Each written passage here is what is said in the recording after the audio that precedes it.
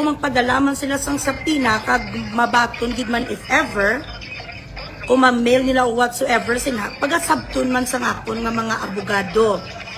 While I am here in another country, wala man sila sa akon sang jurisdiction, and the thing that they are trying to disseminate this information that I am going to be extradited, I'm going to be deported whatsoever.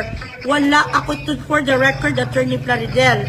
Wala ko yan sang record diri sa Dubai, sang krimen nga heinous nga maging patay or I have offended the law.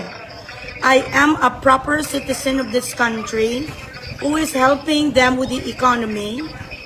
Wala sang rason ang Dubai nga para i-deport ako.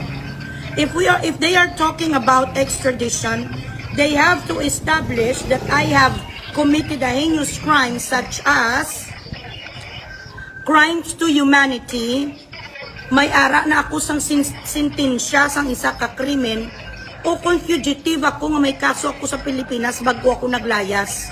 They have to establish all of this.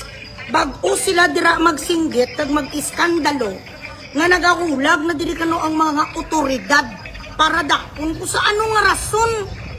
Wala pa sa ganita lag siyang kaso, wala pa ko yung sentensya. Dakpon ko sa Dubai for what? I am living a peaceful life here, legally. So I do not understand why all these radio stations, news outlets, including Rappler, who is also inferior, unfair, and unjust, they did not even took my side to answer these allegations, and they just made an executive decision nga ipahuya ako. And we both know that they are doing this, to intimidate me. But I'm not intimidated at all.